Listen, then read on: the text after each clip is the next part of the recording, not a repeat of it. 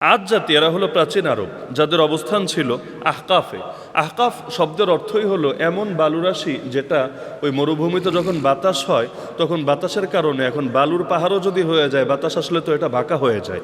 তো এই যে বাঁকা বালুরাশি, এটাকে আরবিতে আহকাফ বলে।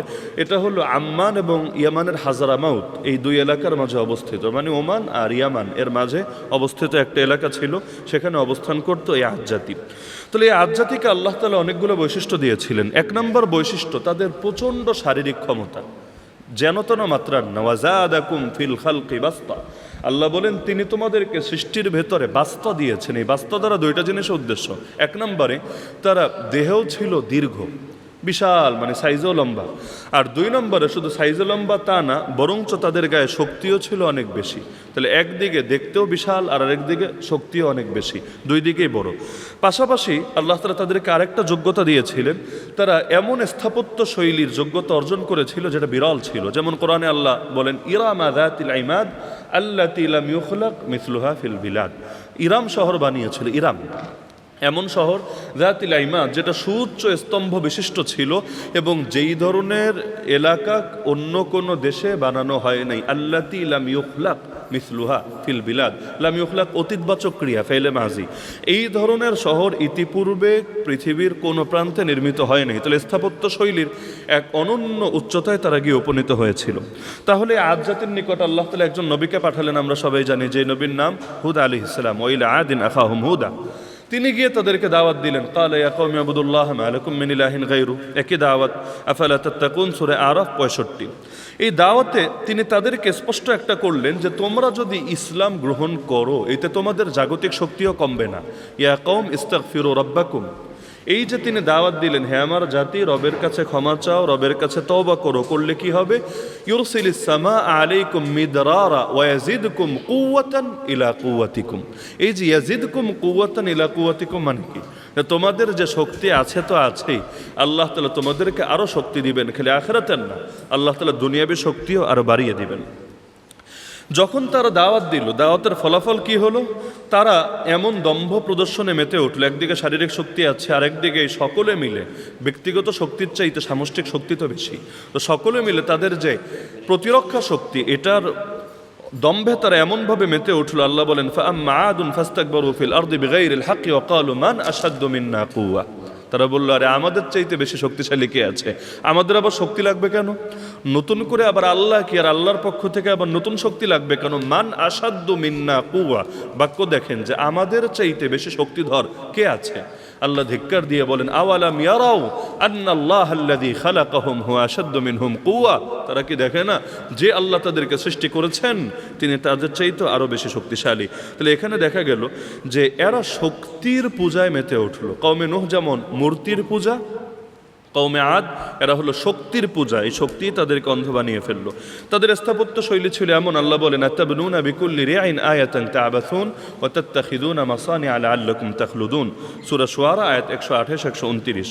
নবী তাদেরকে বললেন, এই যে তোমরা প্রত্যেক উঁচু স্থানে এক একটা করে স্মৃতিস্তম্ভ বানিয়ে রাখছো, অনর্থক। প্রত্যেক উঁচা উঁচা জায়গায় পাহাড়ের চূড়ায় চূড়ায় তারা গিয়ে এমন এমন বাড়িগুলো বানাচ্ছে যেগুলোর খুব বেশি প্রয়োজন আছে সেটা না, কিন্তু নিজেদের আভিজাত্য, নিজেদের হ্যাডম দেখানোর জন্য তারা এগুলো বানাচ্ছে। এবং এমনভাবে তোমরা ঘরবাড়ি তৈরি করছো লাআল্লাকুম তাখলুদুন, মনে হচ্ছে মরবা না কোনোদিন, চিরকালে জমিনের মধ্যেই থাকবা। শুধু তাই না, অপরাধ এতটুকুই না, ওয়া ইযা বাতাসতুম জাব্বারিন, সূরা শুআরা আয়াত 130। বাতাসতুম দুইটা অনুবাদ করা যায়, যখন তোমরা কাউকে আঘাত করো অথবা কাউকে পাকড়াও করো। তার মানে দুর্বলদেরকে অথবা অন্য কোনো জাতিকে বা তাদের ভেতরে যারা আছে এদেরকে যখন তোমরা আঘাত করো বা পাকড়াও করো, বাতাসতুম জাব্বারিন, তোমাদের এই পাকড়াওটা হয় জাব্বারিন অবস্থায়। এখানে জাব্বারিন মানে স্বৈরাচারী, নির্দয়, সবগুলো অনুবাদই করা যায়। তার মানে এই যে ডিক্টেটরশিপের যে একটা ব্যাপার আছে, এটা কিন্তু সেখান থেকেই এর ইঙ্গিত পাওয়া যায় যে তাদের আচরণটা ছিল এমন, তারা নিয়মনীতি তোয়াক্কা করতো না। কাউকে যখন ধরতো তার কোন পর্যায়ে শাস্তি দেওয়া যাবে বা কতটুকু মাত্রার করতে হবে এগুলো তারা রেয়ায়ত করতো না। এজন্য দেখেন না যে বিগত সময়ে যে গুম তো আর বৈধ কোনো শাস্তি না, কিন্তু আমাদের ক্ষেত্রে গুমগুলো কোনো অপরাধ ওদের চোখে ছিল না। যদি থাকতো অন্তত একবার সরি তো বলতো, ক্ষমতায় নাই অন্তত একবার সরি তো বলতো, বলে নাই, বলবেও না। ওদের চরিত্রগত বৈশিষ্ট্য বলে কোনোদিন বলবেও না। কেন? ওই যে জাব্বারিন বা তস্তম জাব্বারিন, তাহলে এই বৈশিষ্ট্য কওমে আদের ভেতরে ছিল। পাশাপাশি তাদের একটা বৈশিষ্ট্য ছিল, তারা বাপদাদার আদর্শ দিয়া দলিল দিত। কালু আজিতানা লিনাবুদাল্লাহ ওয়াহদা ওয়া নাযারা মা কানা ইয়াবুদু আবাউনা। আরে হুদ, আমাদের কিসের দাওয়াত দিচ্ছ তুমি? তুমি আমাদের কাছে এমন আদর্শ নিয়ে আসলা যে এক আল্লাহর ইবাদত করতে হবে, আর বাপদাদা যা কিছুর পূজা করে গেছে সেটা পরিহার করতে হবে। আজকালও অনেকে বাপদাদার দলিল দেয়, বাপদাদার কথার বাইরে যাওয়া যাবে না। এখন বাপদাদা যদি ভুল করে তবুও ব্যাপার না। আওয়ালাউ কানা আবাহুম লা ইয়াকিলুনা শাইআন ওয়া লা ইয়াহতাদুন। কোরআনে আল্লাহ তাআলা এই মুশরিক, মক্কার মুশরিকদের ব্যাপারে ওই শব্দ ব্যবহার করেছেন যে বাপদাদার দলিল দেয়, অথচ ওদের বাপদাদা কিছু বুঝতো না, তারা হেদায়েতপ্রাপ্ত ছিল না, এরপরও বাপদাদার বাইরে তারা যাবে না। আজকালও মজা লাগে, মাঝে মাঝে দেখবেন কোনো কোনো দল তারা দাবি করে যে তারা গণতন্ত্র প্রতিষ্ঠা করবে, কিন্তু নিজের দলের ভেতরে গণতন্ত্র আনতে পারে না, ওই বাপদাদার পরিবারতন্ত্রের বাইরে যেতে পারে না। তো দলের ভেতরে গণতন্ত্র নাই আর দেশের ভেতরে গণতন্ত্র প্রতিষ্ঠা করে উল্টে ফেলবে, আর ইসলামপন্থীরা তারা ক্ষমতাধর হলে ওদের করে না। পাশাপাশি নবীর নিয়ে টিটকারি মারতো কি বলে, মজার বিষয়, ইন্না লানারাকা ফি সাফাহা, আমরা দেখতে পাচ্ছি তুমি নির্বুদ্ধিতার মধ্যে আছো। মানে নবী বোকা, ওরা চালাক, নবী বোকা, ওরা চালাক, এটা ছিল ওদের কনসেপ্ট। এবং বলতো যে আমরা মনে করছি আপনি একজন মিথ্যাবাদীর অন্তর্ভুক্ত। পাশাপাশি তারা এটাও ক্লিয়ার করে দিত, সাওয়াউন আলাইনা আওয়াজতা আম লাম তাকুম মিনাল ওয়াইজিন, সূরা শুআরা, যে ওয়াজ করেন আর না করেন লাভ নাই, আমাদের বুঝান আর না বুঝান, ওয়াজ করেন না করেন কোনো লাভ নাই, বরঞ্চ আমরা যেমন ছিলাম তেমনই আছি, আপনার ওয়াজ আমাদের ভেতরে কোনো রেখাপাত করবে না। তো এখন আল্লাহ তাআলা আযাব শুরু করলেন। কিভাবে আযাব? তাহলে এখন স্থাপত্য শৈলী আছে, গায়ে অনেক শক্তি আছে, বাহিনী আছে, সব ঠিক আছে, কিন্তু হঠাৎ করে বৃষ্টি নেই। এমনভাবে বৃষ্টি বন্ধ হয়ে গেল, এরা খুব পেরেশানিতে, এখন সব কিছু শুকিয়ে যাচ্ছে, পানিরও সংকট দেখা দিচ্ছে, বিভিন্নভাবে তারা আপদের ভেতর পড়ে গেল। এইরকম এক হালতে আল্লাহ তাআলা মেঘ পাঠিয়ে দিলেন। ফালাম্মা রাআউহু আরিদান, আরব জাতি মেঘকে আরিস শব্দ বলে, কারণ মেঘটা আকাশের প্রান্তে, এটা আড়াআড়ি হয়ে তাদের নজরে ভাসে, এজন্য আরিস শব্দ দ্বারা তারা বোঝায়। ফালাম্মা রাআউহু আরিদান মুস্তাকবিল আউদিয়াতিহিম, তারা দেখলো তাদের ভ্যালি বা তাদের উপত্যকার দিকে মেঘ আসছে, দেখে তো তারা মহা খুশি। ক্বালু হাযা আরিদুন মুমতিরুনা, তারা বলল আর এই মেঘ তো আমাদেরকে বৃষ্টি দিবে। বাল হুয়া মাস্তাআজালতুম বিহি রিহুম ফিহা আযাবুন আলীম, আল্লাহ বলে আরে এটা বৃষ্টির মেঘ না, এটা হলো সেই জিনিস যার তারা তোরা দিয়েছিলি। ওরা নবীর কাছে তারাও দিত, আযাব আসতে এত দেরি লাগবে কেন, আল্লাহ এত স্লো কেন? আল্লাহ যদি হক হয় তাড়াতাড়ি আযাব দিয়ে দেখায় দেখ তিনি হক। তাহলে আল্লাহ বলেন এটাই সেই জিনিস যে জন্য তোরা তারা দিয়েছিলি, এর ভেতরে আছে তোদের জন্য ভয়ঙ্কর আযাব। এরপর আল্লাহ তাআলা তাদের ভেতরে ভয়ঙ্কর বাতাস পাঠিয়ে দিলেন, এমন ঝঞ্ঝাবায়ু, সাখখারাহা আলাইহিম সাবআ লায়ালিন ওয়া সামানিয়াতা আইয়ামিন হুসুমা, আল্লাহ তাআলা এমন ঝঞ্ঝাবায়ু পাঠালেন যেটা 7 রাত 8 দিন, 7 রাত 8 দিন পর্যন্ত টানা চলল। হুসুম মানে নিরবচ্ছিন্ন, নিরবিচ্ছিন্ন বলে অনেকে, মূল উচ্চারণ নিরবচ্ছিন্ন, মানে অব্যাহতভাবে আল্লাহ তাআলা একদম টানা পাঠিয়ে দিলেন, কোনো থামাথামি নাই। ফাতারাল কওমা ফিহা সারআ কাআন্নাহুম আজাযু নাখলিন খাওয়িয়া, তুমি দেখবা সেখানে এই ঝড়ের কবলে পড়ে জাতির অবস্থা এমন হলো, তার উপর হয়ে পড়ে থাকলো যেন তারা ভেতরে ফাঁপা খেজুর গাছের কাণ্ড। এমন খেজুর গাছের কাণ্ড, ভেতরে কিছু নেই, ভেতরে ফাঁপা, এরকম খেজুর গাছের কাণ্ড। সূরা হাক্কা আয়াত নম্বর 7। এই বাতাস এমনভাবে তাদের উপর আক্রমণ চালালো, তুদাম্মিরু কুল্লা শাই বিআমরি রাব্বিহা ফাআসবাহু লা ইউরা ইল্লা মাসাকিনুহুম, সব কিছুরে ধ্বংস করে দিয়ে গেল। সকালে দেখা গেল শুধু এই তাদের স্মৃতিস্তম্ভ, এই ঘরবাড়িগুলোই পড়ে আছে, তাদের কারো কোনো অস্তিত্ব নাই। আল্লাহ বলেন ইদ আরসালনা আলাইহিম আর রিহাল আকিম, আমি যে বাতাস তাদের উপর পাঠিয়েছিলাম সেটা ছিল বন্ধা। আকিম মানে বন্ধা, বন্ধা মানে কি? এই বাতাসের মধ্যে উপকারী কিছু ছিলই না, বরঞ্চ এই বাতাস একদিকে ছিল প্রচণ্ড গরম, প্রচণ্ড শুষ্ক, মানে যত ধরনের ক্ষতিকর উপাদান সব বিদ্যমান ছিল, আর উপকারের কোনো লেশমাত্র এর ভেতরে ছিল না। মা তাদারু মিন শাইইন আতাত আলাইহি ইল্লা জাআলাতহু কাররামিম, যেই জিনিসের উপর দিয়ে বাতাস গিয়েছে সেটাকে রামিম বানিয়ে ছেড়েছে। রামিম মানে হলো জরাজীর্ণ হাড়, এমন হাড় বহুদিন থাকতে থাকতে, ওই যে লাশ কবরে রেখেছে, বহুদিন থাকতে থাকতে ধরলে এমনি ভেঙে যায়। তো এই প্রতিটা জিনিসকে রামিম বানিয়ে দিয়ে গেল এটা। তো যখন এই শাস্তি তাদের উপর আসলো, হ্যাঁ মুমিনদের লস হয়নি আলহামদুলিল্লাহ। ওয়ালাম্মা জা আমরুনা নাজ্জাইনা হুদা ওয়াল্লাযীনা আমানু মাহু বিরাহমাতিম মিন্না। যখন শাস্তি আসলো আমি হুদকে এবং তার সঙ্গে যারা ঈমান এনেছে তাদেরকে মুক্তি দিয়ে দিলাম। তাহলে আজ জাতীয় গেল। সূরা তাওবার দ্বিতীয় এই ৭০ নম্বর আয়াতে আল্লাহ তাআলা যে দুই জাতি কয়েকটা জাতির কথা বললেন, এর ২ নম্বর জাতি গেল। ৩ নম্বর সিরিয়াল আল্লাহ যেভাবে বলেছেন এভাবেই, কওমে নূহ, কওমে আদ, এরপর ৩ নম্বরে আসলো কওমে সামুদ। যে কওমে সামুদের নিকট আল্লাহ তাআলা যেই নবীকে পাঠালেন সেই নবীর নাম হলো নবী সালেহ আলাইহিস সালাম। তারা যে এলাকায় অবস্থান করতো সেটা হলো হিজর, আল হিজর, এখনও এই নামে প্রসিদ্ধ মাদায়েন সালেহ। তাহলে সেটা হলো জাজিরাতুল আরবের সীমালে অবস্থিত। এই হেজরের মধ্যে আল উলা একটা প্রদেশ আছে। আমাদের এই সফরে যাওয়ার কথা ছিল, পরবর্তীতে বিভিন্ন ব্যস্ততায় শিডিউল মিলাতে পারিনি। আল উলা প্রদেশের মধ্যে আল হিজর বা মাদাইন সালেহ, যেখানে এখনও স্মৃতিগুলো রয়ে গেছে। এবং কোরআনের পাখি আল্লামা দেলোয়ার হোসেন সাইদি রহমতুল্লাহ আলী তিনি সচক্ষে দেখে এসে একটা বক্তৃতাও দিয়েছিলেন এর উপরে, এবং এটা একটা বই আকারেও পরবর্তীতে প্রকাশিত হয়েছিল। যাদের সুযোগ আছে কখনো আরবে গেলে হাতে সময় থাকলে দেখে আসতে পারেন। যদিও আযাবটা উপভোগ করার জিনিস না, জাস্ট শিক্ষা নেওয়ার জন্য। আল্লাহ রাসূলুল্লাহ সাহাবীদের নিয়ে যাওয়ার সময়, একটা যুদ্ধে যাওয়ার সময় যখন ক্রস করছিলেন বলছিলেন তাড়াতাড়ি ক্রস করো, তাড়াতাড়ি, অবাধ্যদের এখানে বেশি টাইম থাকতে নাই। তো এখন তারা যেখানে অবস্থান করত সেখানে এই কওমে আদের পরে তারা আসলো, আল্লাহ তাআলা তাদেরকে অনেক শক্তি দিলেন। ১ নম্বরে ওয়া সামুদ আল্লাযীনা জাবু সাখরা বিল ওয়াদ, সূরা ফাজর আয়াত ৯। তারা পাথর কেটে কেটে, উপত্যকার ভেতর যে পাথর, সেই পাথর কেটে কেটে ঘর বানাতে পারতো। চিন্তা করেন এমন যুগে এই প্রযুক্তির এত উন্নতি হয় নাই, এত মেশিনারিজ কিচ্ছু ছিল না, কিন্তু পাথর কেটে, তাও বাংলাদেশের পাথর না, আরবে তো ১ বৃহৎ কাটাই তো বিশাল ব্যাপার। সেখানে পাথর কেটে কেটে তারা বিশাল বিশাল প্রাসাদ নির্মাণ করতো। তানহিতুনা মিনাল জিবালি বুয়ুতান ফারিহিন। ফারিহিন ২ জিনিস বোঝায়। ১ নম্বরে স্কিলফুল, খুব নিপুণভাবে কাজটা করত, মানে করার জন্য করা সেটা না, বরং তারা এক্ষেত্রে খুব নিপুণভাবে করতো। আর ২ নম্বরে খুব ঔদ্ধত্যের সাথে, দম্ভ আর অহংকারের সাথে তারা কাজটা করত। এবং আল্লাহ আরেকটা শব্দ বলেছেন, ওয়াকানু ইয়ানহিতুনা মিনাল জিবালি বুয়ুতান আমিনিন।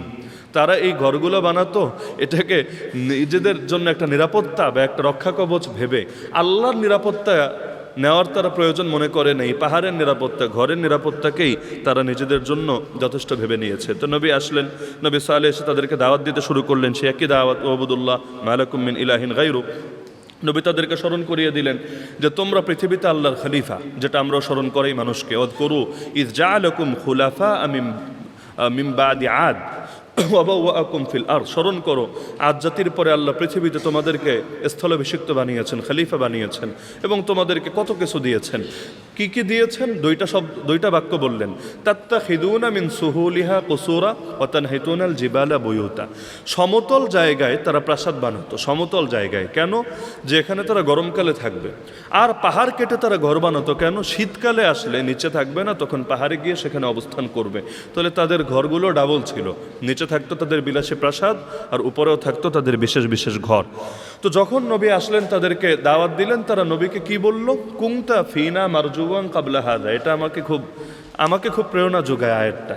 কুনতা ফিনা মারজুওয়ান কাবলা হাযা, তোমাকে নিয়ে এতকাল কত আশা ভরসা ছিল, কত স্বপ্ন ছিল, তুমি ছিলে আমাদের স্বপ্নের জায়গা, আশার জায়গা। মারজুওয়ান কাবলা হাযা আতানহানা আন না'বুদা মা ইয়াবুদু আবাউনা। এখন আমাদের বাপদাদা যা করে গেছে আমাদেরকে তা থেকে নিষেধ করছো? তো এভাবে তারা জবাব দিল। বিশেষ করে তাদের ভেতরে ৯টা নেতা ছিল। 9 রাহত ওয়াকানা ফিল মদিনাতি 9 রাহত ইউফসিদুনা ফিল আরদি ওয়া লা ইউসলিহুন। বরবাদে গুলিস্তা কে লিয়ে এক হি উল্লু কাফি হয়। এখানে উল্লু একটা না, উল্লু ছিল ৯টা। এই আল্লাহ তাআলা এই ৯টার কথা বলেছেন বিশেষভাবে, এদের আলোচনা সামনেও আসবে। এই ৯টা ইউফসিদুনা ফিল আরদ, পৃথিবীর মধ্যে খালি ফাসাদ সৃষ্টি করত। ওয়ালা ইউসলিহুন, আল্লাহ আরও ক্লিয়ার করছেন, ফাসাদ সৃষ্টি করতো বললেই হয়। আল্লাহ বলেন কোনো ইসলাহের কাজই তারা করতো না, মানে কাজের কাজ কিছুই করতো না, খালি আকাজ আকাজ। এরকম ৯টা নেতা ছিল, একটা নেতাই যথেষ্ট। আমরা দেখেছি এক হাসিনাই যথেষ্ট বাংলাদেশে গরম করে রাখার জন্য। সেখানে মনে করেন 9টা হাসিনা তাদের ভেতরে ছিল, যারা কোনো ভালো কাজ করতো না, খালি অবাধ্যতা করত। এর ভেতরে উটনির কাহিনী সকলে জানি আমরা। পরীক্ষা হিসাবে যে উটনিটা আসলো, ফাকারুন নাকাতা, এই ৯ জনের নেতৃত্বেই সে উটনিকে হত্যা করলো। আতাও আন আমরি রাব্বিহিম, রবের আদেশকে তারা অমান্য করলো। তাহলে এই যে উটনিটা আল্লাহ দিয়েছিলেন, আল্লাহ চাইলে নাও দিতে পারতেন, কিন্তু এটা ছিল একটা পরীক্ষা। ওয়া আতাইনা সামুদান নাকা মুবসিরা ফাযালামু বিহা। আল্লাহ তাআলা এটা পরীক্ষা দিয়েছিলেন, কিন্তু পরীক্ষারে তারা ঠিকভাবে কাজে লাগায় নাই। নবী এসে তাদেরকে বললেন, দেখো এই যে উটনি আল্লাহ দিয়েছেন, হাদিহি নাকাতুল লাহা শিরব ওয়ালাকুম শিরবু ইয়াউমিন মালুম। একদিন উটনি পানি খাবে, একদিন তোমাদের উটগুলো পানি খাবে। কিন্তু এটা ওদের ইগোতে লাগলো, আমাদের এত উট, এদের সবার জন্য একদিন, আর এইটা কোন উট হয়ে গেছে, ওর জন্য আলাদা দিন। ব্যাস তাদের ইগোতে লেগে গেল। নবী তাদেরকে বলে দিলেন, হাদিহি নাকাতুল্লাহি লাকুম আয়া, এই উটনি আল্লাহর পক্ষ থেকে তোমাদের জন্য একটা আয়াত, একটা নিদর্শন। ফাদারুহা তাকুল ফি আরদিল্লাহ, এর মতো ছাইরা দাও, আল্লাহর জমিনে আল্লাহর দেওয়া রিজিক থেকে সে খাবে, তোমাদের সমস্যা নাই, কিন্তু তার মতো ছেড়ে দাও। ওয়ালা তামাসসুহা বিসু, কোনো ক্ষতি করো না। ফায়াখুযাকুম আযাবুন কারীব, যদি করো নিকটবর্তী আযাব তোমাদেরকে আক্রান্ত করবে। কিন্তু চোরা না শুনে ধর্মের কাহিনী। এই যে 9 নেতার মধ্যে সবচাইতে শয়তান নেতা যেটা ছিল, এটাকে আল্লাহ বলেন ইদিম বাস আশকাহা, এদের মধ্যে সবচাইতে দুর্ভাগা, হতভাগা, কপাল পোড়া যে সে উদ্যোগী হলো। এর নাম হলো, তাফসীরের কিতাবে পাওয়া যায়, সত্য মিথ্যা আল্লাহ ভালো জানেন, কাদার বিন সালিফ। ওবায়দুল কাদের, কাদের না, আবার কাদার বিন সালিফ এর নাম ছিল আর কি। তো সে আসলো, সে উদ্যোগী হলো। ফাকাল লাহুম রাসূলুল্লাহি নাকাতাল্লাহি ওয়া সুকিয়াহা ফাকাযাবুহু ফাআকারুহা, সূরা শামস আয়াত 12 থেকে 14। এর নেতৃত্বে তো একদিকে উটনি হত্যা করলোই। যখন নবী তাদেরকে বললেন, এই যে উটনি হত্যা করলা, এখন তোমাদের উপরে আযাব আসবে, তামাত্তাউ ফি দারিকুম সালাসাতা আইয়াম, 3 দিন তোমরা নিজেদের ঘরবাড়িতে থেকে যা এনজয় করার করে নাও, এরপর 3 দিন পরে এমন আযাব আসবে, যালিকা ওয়াদুন গায়রু মাকযুব, এই ওয়াদা মিথ্যা হবে না, এটা আসবে। যখন বলল, ওই যে কাদার বিন সালিফের নেতৃত্বে ওই 9 নেতা মিলে এবার কি উদ্যোগ নিল, আচ্ছা নবী আল্লাহর থেকে আযাবে না আযাব দিবে, তো নবীরে মেরে ফেলে, আযাব দিবেটাকে। অনেকে যেমন ভাবে আলেমদের শেষ কইরা দেই, তাহলে কি আর আল্লাহ করোনা পাঠাবে, আল্লাহ হাম পাঠাবে, আল্লাহ এই পাঠাবে সেই পাঠাবে, আলেমই শেষ কইরা দেই, হক কথাও বলবে না, আযাবও আসবে না। তারা উদ্যোগ নিল, লানুবাইয়িতান্নাহু তাকাসামু বিল্লাহ, কসম আবার আল্লাহর নামেই খেলো, অন্য কারো নামে না। তাকাসামু বিল্লাহ, আল্লাহর নামে এই শিরিকে লিপ্ত লোকগুলো কসম খেলো। লানুবাইয়িতান্নাহু ওয়া আহলাহু, রাতের বেলা, দিনেও না। আমাদেরকেও তো দিনে গ্রেফতার না করে রাত্রে করতো, কারণ দিনে করলে তো পাবলিক এসে জড়ো হবে, ঝামেলা হবে। লানুবাইয়িতান্নাহু ওয়া আহলা, রাতের বেলা আমরা তাকে এবং তার ফ্যামিলিকে, শুধু তার একারে না, আমরা তাদেরকে গিয়ে মেরে ফেলবো। তবে মারার পরে সাধু সাজবো কিভাবে? সুম্মা লানাকুলান্না লিওয়ালিহি মা শাহিদনা মাহলিকা আহলিহি ওয়া ইন্না লাসাদিকুন। এরপর তাদের অভিভাবকবৃন্দ যারা আছে এদেরকে বলবো, আমরা তো জানি না, কিচ্ছু জানি না, আমরা সাধু বাবা, ওয়া ইন্না লাসাদিকুন, আমরা কিন্তু একদম সত্য বলছি, কোনো মিথ্যা আমরা বলছি না। তা আল্লাহ তাআলা এরপর আযাব পাঠালেন 3 দিন পরে, যে 3 দিন সময়, এরপরে আল্লাহ তাআলা আযাব পাঠালেন 4 ধরনের আযাব। কওমে সামুদের উপর 4 ধরনের আযাব। 1 নম্বর, ওয়াখাযাল্লাযীনা যালামুস সাইহা ফাসবাহু ফি দারিহিম জাথিমিন কাআল্লাম ইয়াগনাউ ফিহা, সূরা হুদ আয়াত 67 68। 1 নম্বর আযাব আসলো সাইহা। 50 মিনিট হয়নি, একটু টাইম আছে। জি, আচ্ছা।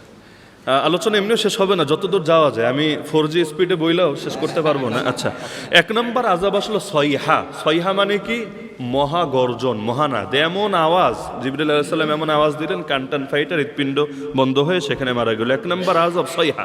2 নম্বর আযাব হলো রাজফা, ফাআখাযাতহুম আর রাজফা ফাসবাহু ফি দারিহিম জাসিমিন। রাজফা মানে হলো ভূমিকম্পন, মানে উপর থেকে একদিকে চিৎকার আছে, ওই চিৎকারের প্রভাবেই ভূমি এমনভাবে কাঁপতে শুরু করেছে যে উপরেরও শাস্তি নিচেরও শাস্তি। 3 নম্বরে ফাআখাযাতহুম সাইকাতুল আযাবিল হুন। সাইকা মানে হলো বজ্র, ওই গ্রামে বলে ঠাডা, তোর উপর ঠাডা পড়ুক, ওই ঠাডা আর কি। সাইকাতুল আযাবিল হুন, আসমান থেকে বজ্র পড়লো, বজ্র, এমন বজ্র, আল আযাবিল হুন, যেটাকে আল্লাহ বলে লাঞ্ছনাকর শাস্তি। এত গর্ব, এত ইগো ওদের, কিন্তু আল্লাহ এমন শাস্তি দিলেন যেটা লাঞ্ছন, একদম অহংকারকে ধুলার সাথে মিশাই দিল। আমেরিকার অহংকার যেমন ধুলার সাথে মিশছে, ট্রাম্প হ্যাংকারেঙ্গা ত্যাংকারেঙ্গা, এক আধ্যাত্মিক নেতারে মেরে ফেললেই মনে হয় সব শেষ হবে, এখন হলো ধৈরা ছাইরা দে মাকাইন্দে বাঁচি, এক অবস্থা। তাহলে মাঝে মাঝে এরকম আযাব হয়। তো আল্লাহ তাআলা তাদেরকে 4 ধরনের আযাব দেওয়ার ফল কি হলো? আল্লাহ বলেন, ইন্না আরসালনা আলাইহিম সাইহাতান ওয়াহিদা ফাকানু কাহাশিমিল মুহতাজির। আমি আল্লাহ তাদের উপর একটা মাত্র গর্জন পাঠালাম, বেশি না, জাস্ট একটা, ওয়াহিদা, একটা মাত্র মহাগর্জন পাঠালাম। ফল হলো ফাকানু কাহাশিমিল মুহতাজির। হাসিম মানে হলো শুষ্ক খড়কুটো, শুকনা খড়কুটো, আর মুহতাজির মানে হলো গোয়াল ঘর, যেটার মধ্যে গরু ছাগল বা প্রাণীগুলো রাখে। ওই গোয়াল ঘরের খড়কুটো যেই রকম, আল্লাহ বলেন এরাও ওই গোয়াল ঘরের খড়কুটোতে পরিণত হলো। তবে মুমিনদের এখানেও লস হয় নাই, আল্লাহ মুমিনদের বাঁচালেন। ফালাম্মা জা আমরুনা নাজ্জাইনা সালিহা ওয়াল্লাযীনা আমানু মাআহু বিরাহমাতিম মিন্না ওয়া মিন খিজি ইয়াউমিদ। আমি সেদিন ইমানদারদেরকে এবং সালেহকে সেদিনের লাঞ্ছনা থেকে আমি রক্ষা করেছিলাম। তবে নবী লাস্টে আফসোস করেছিলেন, ফাতাওয়াল্লা আনহুম ওয়া ক্বালা ইয়া কওম লাকাদ আবলাগতুকুম রিসালাত রাব্বি ওয়া নাসাহতু লাকুম ওয়ালাকিন লা তুহিব্বুনান নাসিহিন। তোমাদের নিকট রবের বার্তা পৌঁছে দিয়েছিলাম, তোমাদের কল্যাণ চেয়েছিলাম, তো কল্যাণকামীদেরকে তোমরা ভালোবাসো না। লা তুহিব্বুনান নাসিহিন, ভালোবাসলে তো আর নবীদের সঙ্গে এবং নবীদের ওয়ারিসদের সঙ্গে এরকম আচরণ করতে পারে না। 3 নম্বরে আল্লাহ তাআলা যে জাতির কথা বললেন, আমরা একটু সিরিয়াল উল্টা করে বলি যাতে করে পুরো আলোচনা শেষ না হলেও মূলগুলো চলে আসে। মুতাফিকাত, এই মুতাফিকাত মানে বলেছিলাম উল্টা দেওয়া হয়েছে এমন জাতি, অর্থাৎ কওমে লূত। কওমে লূত যে এলাকায় থাকতো সেটার নাম হলো সাদুম। অনেকে সাদ্দুম বলে, ওই সাদ্দাম থেকে সাদ্দুম ভাবে না, এটা হলো সাদুম, সাদুমবাসী। কওমে লূত যদিও ওই নামেই বেশি চলে, কওমে লূত নামটাই বেশি প্রসিদ্ধ, সাদুমবাসী এটা কম প্রসিদ্ধ। এরা আল্লাহ তাআলার দেওয়া চরিত্রগত বৈশিষ্ট্যকে উল্টে ফেলেছিল, এজন্য আল্লাহ ওদের এলাকাটাকে উল্টে দিয়েছেন। নবী যখন তাদেরকে দাওয়াত দিলেন, ইয ক্বালা লাহুম আখুহুম লূতুন আলা তাত্তাকুন, 1 নম্বরে তাকওয়ার দাওয়াত। অন্য নবীদের দাওয়াত শুরু হয় উবুদুল্লাহ মা লাকুম মিন ইলাহিন গায়রু, আর নবী লূত দাওয়াত শুরুই করছেন আলা তাত্তাকুন, তোমরা কি আল্লাহকে ভয় করবা না? পাশাপাশি আযাবের ভয়ও তাদেরকে দেখালেন। এখন তারা কি করত? আল্লাহ তাআলা কোরআনে সূরা শুআরা আয়াত 165-66 বলেন, আতাতুনা যুকরানা মিনাল আলামিন ওয়া তাযরুনা মা খালাকা লাকুম রাব্বুকুম মিন আজওয়াজিকুম বাল আনতুম কওমুন আদুন। তারা উভকামে ছিল না, সমকামে ছিল। তারা নারীদেরকে বাদ দিয়ে ওয়া তাযরুনা মা খালাকা লাকুম রাব্বুকুম মিন আজওয়াজিকুম, যে স্ত্রীদেরকে সৃষ্টি করেছেন তাদের জন্য, এদের দিকে তারা ফিরেও তাকাতো না। এজন্য ওই যে মেহমানদের ইজ্জতহানি করতে যখন আসলো, নবী কিন্তু এটা বুঝিয়েছিল, এই যে উম্মতের নারীরা তারা তো আমার কন্যা তুল্য, এরা তো আছে তোমাদের জন্য হালাল, কিন্তু বলেছিল আমাদের এদের দিয়া কাজ নেই, আমাদের এই কিশোরদেরকে দিয়েই কাজ। তাহলে আতাতুনা যুকরানা মিনাল আলামিন, পুরুষদের সঙ্গে তারা শারীরিক সম্পর্ক স্থাপন করত। এই যুগে ওরা হাসিনার যুগ পায়ে গেলে এটারে তো নিজেদের একটা ব্যক্তি স্বাধীনতা হিসাবে এগুলোকে সমাজে প্রচার করত। কারণ ওই যে শরীফ শরীফার গল্প, এগুলো তো শিক্ষা সিলেবাসের মধ্যে পর্যন্ত ঢুকিয়েছিল। তাহলে কওমে লূত এই কাজটা করতো। অনেকে ভাবে যে ওদের একমাত্র পাপ ছিল সমকামিতা, না, এটা ভুল। সমকামিতা ওদের একটা পাপ ছিল, একমাত্র না। যেমন কোরআনে আল্লাহ বলেন আরো কি কি পাপ ছিল, সূরা আনকাবুতের 29 নম্বর আয়াত খুললে পাবেন, আইন্নাকুম লাতাতুনা রিজাল ওয়া তাকতাউনা সাবিল, তোমরা কি সেই জাতি যারা একদিকে পুরুষদের সাথে শারীরিক সম্পর্ক করো। এখানে একটা ভদ্রতা দেখেন, আল্লাহ তাআলা কোথাও ডাইরেক্ট শব্দ বলে নেই, আল্লাহ শব্দ ব্যবহার করেই যে লাতাতুনা রিজাল অথবা তাতুনা যুকরান, পুরুষদের কাছে যাও, বাকিটা কিন্তু খুইলা মেইলা বলে নাই। তার মানে অশ্লীলতা এমন জিনিস যেটা ওই সমাজের মধ্যে মাইক লাগায়া ঢোল পিটায়া প্রচার করার জিনিস না। আল্লাহ শব্দটাও বলেন নাই। এখানে আমাদের জন্য শিক্ষা আছে নাকি নাই? আজকাল তো এমন হয় যে শব্দ তো বলে আরে বাথরুমের মধ্যে কে জিনা করছে না করছে এগুলো নিজেরাই ভাইরাল করে। তো ও পাপ করে যেরকম পাপী হয়েছে, আপনি এটা প্রচার করেও আপনি পাপী হয়েছেন। কেন? এই অন্যায়। এখানে ফতোয়ার কিতাবে আমরা একটা মাসালা পাই, সেটা কি জানেন? কেউ যদি কোনো পশুর সাথে নিজের যৌন চাহিদা পূরণ করে, আল্লাহ হেফাজত করুক, কোনো বিকৃত রুচির লোক যদি কোনো পশুর সাথে যৌন চাহিদা পূরণ করে, ফতোয়ার কিতাবে আছে পশুটাকেও জবাই করা হবে। পশুটাকে কেন? পশুর তো অপরাধ নাই, পশু তো ভিকটিম, তার তো অপরাধ নাই। তাহলে কেন? সিরেফ এ কারণে যাতে করে মন্দের আলোচনা সমাজে জিন্দা না থাকে। না হলে পশুটা যতদিন থাকবে মানুষ বলবে চিনছস নি, এটা কিন্তু ওইটা, ওই যে আকাম করছিল এটা হলো ওই পশু। তাহলে এই যে আকামের আলোচনাটা জিন্দা থাকছে, এটা সমাজের জন্য ক্ষতিকর। তাহলে এ কারণে আল্লাহ তাআলা দেখেন একটা জায়গায় ডাইরেক্ট বলে নাই পুরুষের সাথে কি করে। আল্লাহ কি জানেন না? আল্লাহ তো বলতে পারেন, কিন্তু আল্লাহ বলেন তোমরা পুরুষের কাছে যাও। কত দূরের শব্দ, তোমরা পুরুষের কাছে যাও।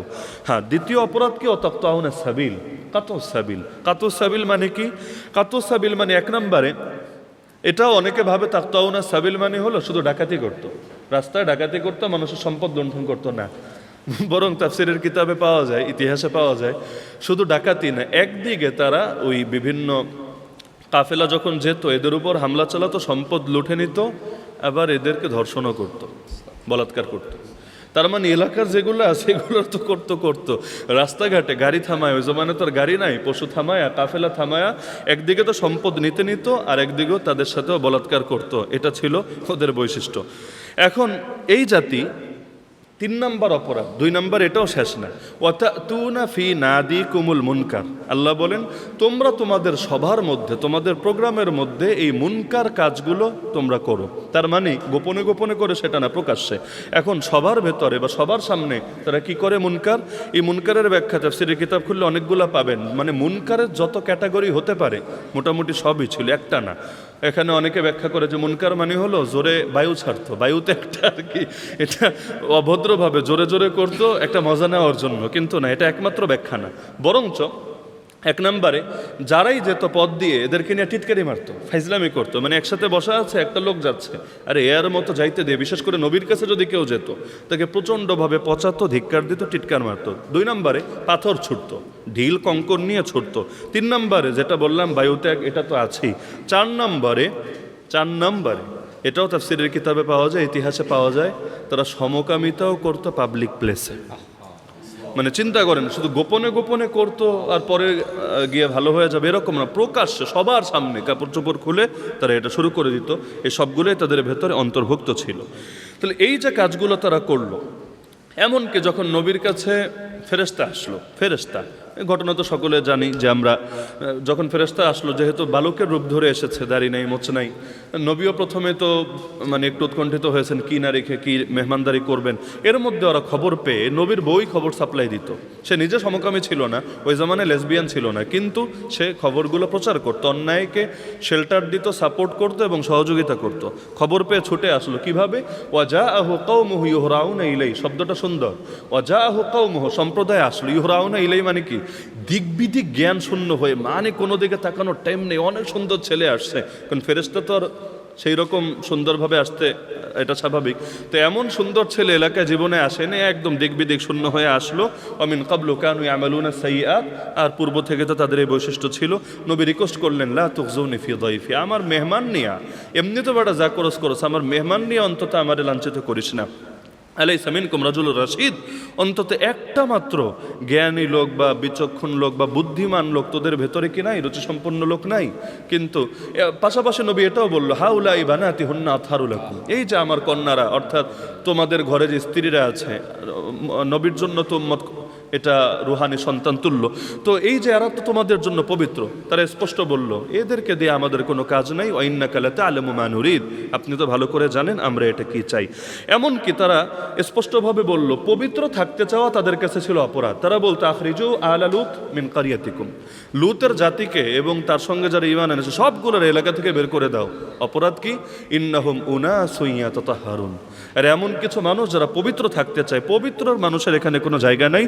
এমনকি তারা বলতো, ইতিনা বিআযাবিল্লাহ ইন কুনতা মিনাস সাদিকিন, আরে বেটা সত্যবাদী হলে আল্লাহর আযাব এনে দেখা, খালি বড় বড় ডায়লগ মারিস না।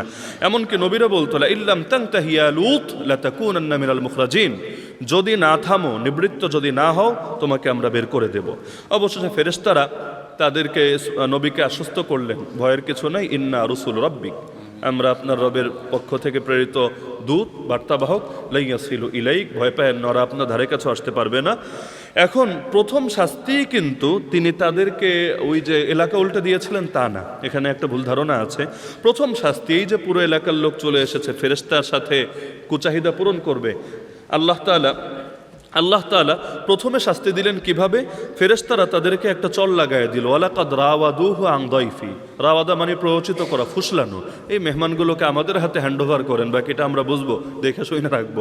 এই দায়িত্ব নিতে যখন চাইলো, নবীরা প্ররোচিত করলো, ফুসলালো। আল্লাহ বলেন, ফাতামাসনা আয়ুনাহুম, চোখগুলো মুছে দিলাম। কিভাবে? জিবরিল আলাইহিস সালাম তিনি তার ডানা দিয়ে একটা লাগাই দিলেন। জিবরিল আমিনের একার ডানা আছে 600টা, এর মধ্যে এক একটা এত বড়, খুলে দিলে আসমান জমিনে ফাঁকা জায়গা থাকবে না। তাহলে ওই এক ডানার কোনা দিয়ে একটা লাগাই দিলে আর বেশি কিছু লাগে না। তো চেহারা মুছে দেওয়া মানে কি? তাফসীরের কিতাবে পাওয়া যায়, এমনভাবে মুছে গেল, মানে এই যে আলাদা এটা থাকলোই না, কপাল যেরকম পুরোটা এরকম হয়ে গেল। এখন তো ওরা টেনশনে, কিরে আর কিছু দেখি না, তাহলে লুত তো দেখি অনেক বড় জাদুঘর, জাদু করে আমাদের চোখ শেষ করে দিয়েছে, এবার ওরে পাকড়াও করতে হবে, ওরে ধরতে হবে। এই প্রথম আযাব পেয়েও হুঁশ আসে নেই, বরঞ্চ উদ্ধত্ত আরও বাড়লো। ফলাফল কি হলো? আল্লাহ নবীকে বললেন, রাতের বেলা বের হয়ে যান, ফাসরি বিআহলিকা বিকিতআইম মিনাল লাইল ওয়াত্তাবি আদবারহুম, আপনি সামনে না, আপনি জিম্মাদার পেছনে থাকবেন। ওয়ালা ইয়ালতাফিত মিনকুম আহাদ, যাওয়ার সময় কেউ ঘাড় ঘুরায় পেছনে তাকাবেন না, কারণ সহ্য করতে পারবেন না। ইল্লা ইমরাআতাক, তবে বউরে নিয়েন না, কারণ এটার উপরও একই শাস্তি আসবে। এখন রাতের বেলা তারা চলে গেলেন, ফাআখাযাতহুমুস সাইহাতু মুশরিকিন, সকালবেলা 1 নম্বরে, এটা হিসাবে দ্বিতীয় শাস্তি। প্রথম শাস্তি তো চোখ শেষ, দ্বিতীয় সয়হা আসলো। এই সয়হা মানে মহাগর্জন, মহানাদ, এখানেও সয়হা আসলো। 2 নম্বরে ফাজআলনা আলিয়াহা সাফিলাহা, উপরকে নিচ করে দিলেন। 3 নম্বরে আমতারনা আলাইহা হিজারাতান, আমি তাদের উপর পাথরের বৃষ্টি ফেললাম। পাথরের বৃষ্টি কেমন পাথর? মিন সিজ্জিলিম মানদুদ, যেই পাথরগুলোর বৈশিষ্ট্য হলো, সিজ্জিল মানে হলো পোড়ানো শক্ত মাটি, আর মানদুদ মানে হলো সিরিয়ালে সুবিন্যস্তভাবে সারিবদ্ধভাবে, মানে পাথর এলোমেলো না, একটার পর একটা এমনভাবে আসছিল কেমন যেন সিরিয়াল করে রাখা। তো শক্ত পোড়ানো মাটির পাথর, মুসাওয়ামাতান ইনদা রাব্বিক, যেগুলো চিহ্নিত। চিহ্নিত মানে কি? প্রতিটা পাথরে নাম লেখা ছিল, অথবা এমন কোনো চিহ্ন ছিল যা দ্বারা ওই যার জন্য যেটা বরাদ্দ তার গায়ে সেটা লেগেছে, এলোমেলোভাবে লাগে নাই।